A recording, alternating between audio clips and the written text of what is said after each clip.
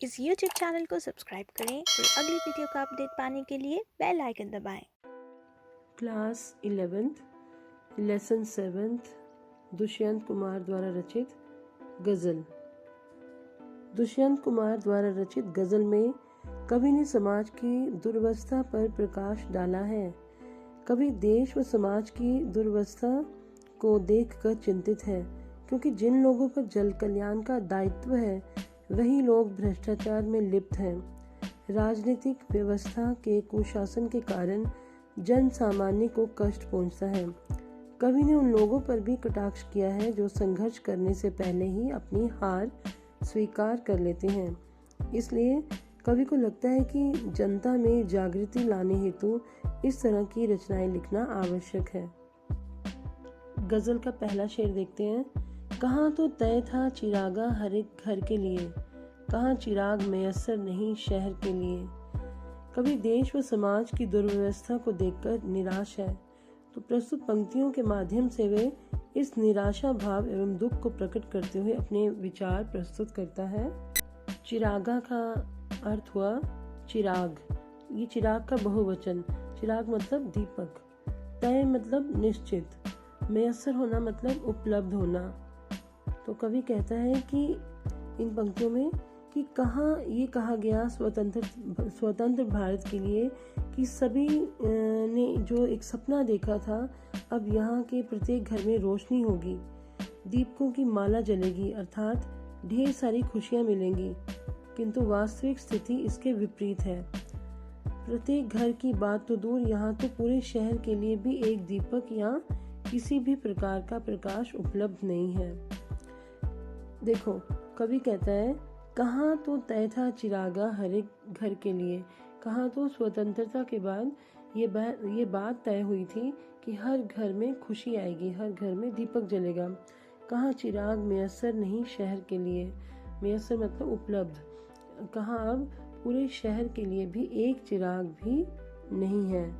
सभी लोगों की जो स्थिति है वे दुखमय है। सभी जगह अंधेरा ही अंधेरा व्याप्त है, अर्थात सामाजिक व्यवस्था अत्यंत निराशाजनक स्थिति में है। जहाँ लोगों को खुशी प्राप्त करने के लिए कोई अवसर नहीं है, ऐसी व्यवस्था वाले समाज में कहीं भी सुख चैन नहीं है। दूसरे शेर में कवि कहता है यहाँ दरख्तों के साए में धूप लगती है, चलो यहाँ से चलें और उम्र भर के लिए। दरख्त हो गया पेड़ या वृक्ष, साए हो गए छाया में।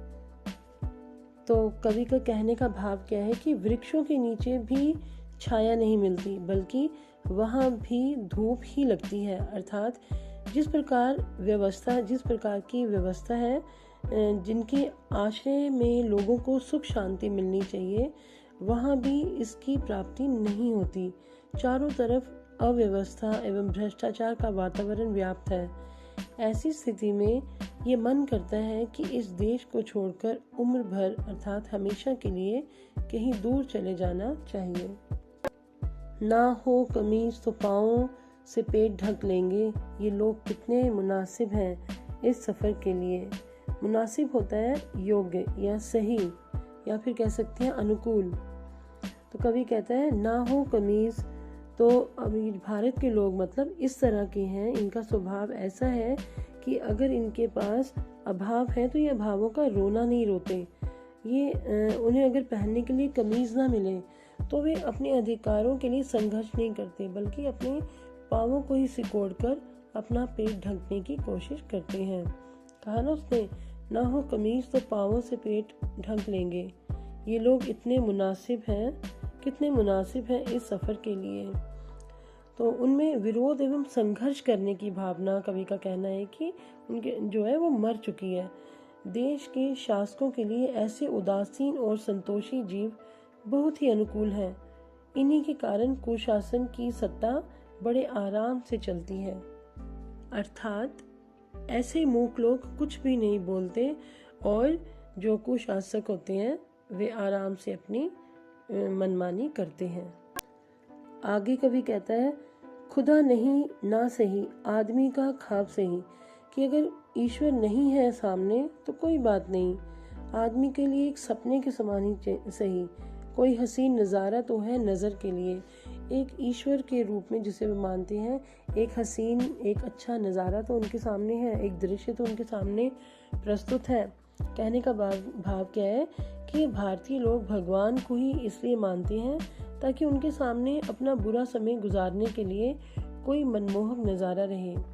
उनका इष्ट या भगवान भी सच नहीं है, ये केवल उनके सपनों का संसार है जिसके सहारे वे अपना समय व्यतीत करना चाहते हैं, अपने यथार्थ से मुंह मोड़ना चाहते हैं।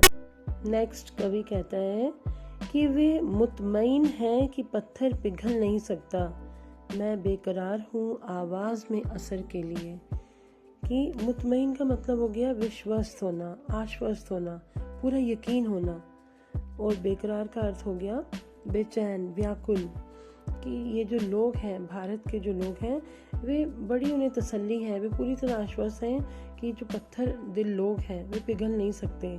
शासक जो हैं, कुशासन वाले जो लोग हैं, सत्ताधारी जो हैं, वे पिघल नहीं सकते, उनके आगे कितनी भी फरियाद की जाए। लेकिन कवि कहता है कि मैं बेकरार हूँ, मतलब मैं बेचैन हूँ, व्याकुल हूँ अपनी आवाज़ में असर के लिए, कि उनकी आवाज़ ऐसी होनी चाहिए, उन्हें इस तरह से बोलना चाहिए, इस तरह से फरियाद करनी चाहिए कि उसमें असर हो। तो कवि यही बताने का प्रयास किया कवि ने कि समाज का शोषित पीड़ित वर्ग जो है पूरी तरह से ये विश्वास किए बैठा है कि सत्ताधारी लोगों के दिल पत्थर के हैं, उनमें कोई दया, सहानुभूति या संवेदना नहीं है। परंतु कवि का विश्वास है कि आवाज में असर हो तो सत्ताधारी पत्थर दिल भी पिघल जाएंगे, इसलिए वे पीड़ितों की आवाज में असर डालने की कोशिश कर रहा है। अगली पंक्तियों में कवि कहता है, तेरा निजाम है सिल दे जुबान शायर की। निजाम का मतलब हुआ शासन। कहता है कि सत्ताधारियों से कहता है कि तुम्हारा राज है, तुम्हारा शासन है, अगर तुम चाहो तो शायरों की, कवियों की जुबान को सिल दो। ये एहतियात ज़रूरी है इस बहर के लिए, क्योंकि ये सावधानी, एहतियात हो गया सावधानी, ये सावधानी इस गज़ल के लिए, बहर हो गया गज़ल का कोई शेर या छंद, उसके लिए ये आवश्यक है। कहने का भाव क्या है कि सत्ताधारियों की शासन व्यवस्था तभी तक सुरक्षित रहती है जब तक समाज का प्रबुद्ध वर्ग यानी चिंतक, विचारक, कवि या शायर लोग चुप रहें, वे व्यवस्था के विरुद्ध आवाज न उठाएं। शासक वर्ग के लिए ये सावधानी जरूरी भी है, परंतु दूसरी ओर हमें भी जमाने में उचित बदलाव लाने के लिए अपनी आवाज को बुलंद करना आवश्यक है। आखिरी शेर में कवि कहता है, जिए तो अपने बगीचे में गुलमोहर के तले, तले मीन्स नीचे, गुलमोहर हो गया एक प्रकार का फूलदार पेड़। जिए तो अपने बगीचे में गुलमोहर के तले, अगर हम जीवन जिए तो अपने गुलमोहर के पेड़ के नीचे, अपने बगीचे में गुलमोहर के पेड़ के तले, मतलब अपनी इच्छा अनुसार अपने देश में, अपने घर में खुशी से जिए।